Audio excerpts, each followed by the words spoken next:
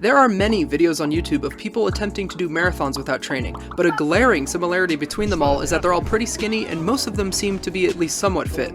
In addition to apparently being technically considered obese, I was bedridden for nearly all of 2022 and still struggle with severe chronic sciatica. When I say I lack training, there's no exaggeration. I truly have no experience in this domain. Got a blast. So I wanted to wear my 2020 summer fit for the video, but I didn't want to chafe, so I decided to wear my cycling shorts underneath, but because they're padded, I look like I'm wearing a diaper. This becomes the least of my concerns quickly. I can just walk to keep up with you. I didn't really realize how slow I was jogging, and looking back, I actually thought I was going pretty quick, but my pace right here is only about 15 minutes per mile. This explains how my sister was able to keep up with me while walking. You're going too quick. You're gonna waste all your energy. You gotta run like a grandma. So, I've never ran before at all, and I'm pretty fat. I'm also carrying kind of a big backpack. It's got maybe 1.5 liters of water. So I don't think I'm ready for this at all. I don't think I really know what I got myself into. I may have been too ambitious. I jogged without breaks for over a mile, and this might be the first time I've ever done that. I didn't really feel that winded, but I was only going 4 miles an hour. Mile 2. I feel like vomiting. Those shoes are more feet shaped, which will be, I think, better. And you're not supposed to wear socks with them because they're basically just socks. I'm gonna ditch these bad boys. I knew going into this that my shoes, despite being good running shoes, were really narrow and would probably give me foot cramps, which they did. So I decided to pack these other shoes that are actually foot shaped. I have no idea what to expect from these shoes. Actually, yeah, I wore them for the first time a few days ago and then just took them off. Yeah, I have to walk on my toes, or run on my toes with these. The shoes were holding up surprisingly well. They made jogging feel more natural, and I wasn't feeling any cramping whatsoever. However, the soles of these shoes were terrible, and I very quickly began to feel blisters forming on the bottom of my feet. After the fact, I discovered I actually had small hexagonally arranged blisters all over the bottom of my feet. This becomes the most of my concerns quickly. I feel like I may end up with a big blister on the bottom of my foot, and I'm not sure how to prevent that. And I left my socks with my other shoes. Because of the trail, we were able to cover a lot of ground somewhat quickly and with little trouble. But with every step, my feet slowly began to scream.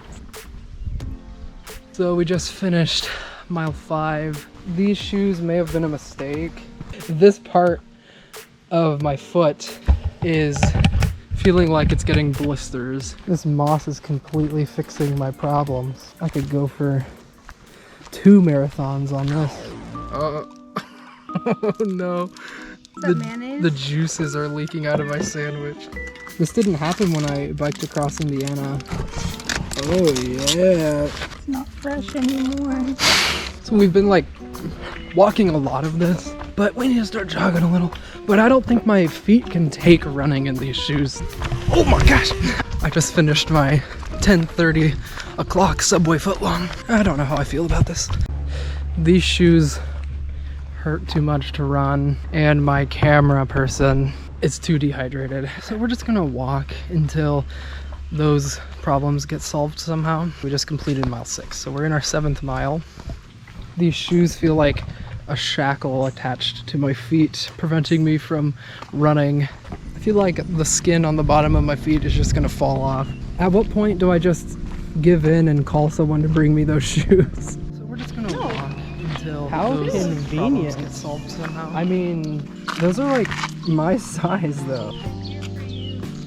Is this my sign? Let's try them on. Oh, that's a no. My scalp is getting fried because I have thin hair. It feels like we've turned a new leaf because we left the trail. But we're about to finish mile 8, so we're not even 1/3 of the way done. Though the new scenery was nice, our realization that we were just barely 1/3 of the way done was hard to cope with, and I was beginning to think that this video was subconsciously an elaborate scheme to justify eating Subway. I needed an excuse to buy it. Pretty much every ounce of me wants to stop. To be fair, I'm also still wearing these dang shoes. I really thought I was gonna be running all this too.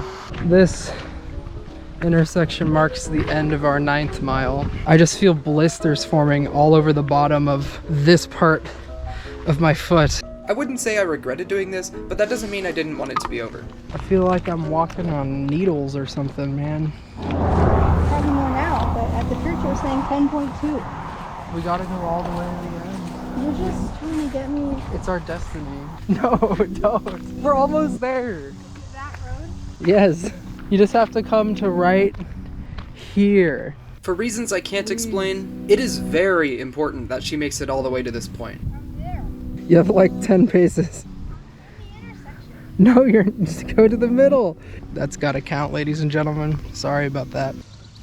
My foot pain is distracting me enough to make me not even think anything of my muscle fatigue.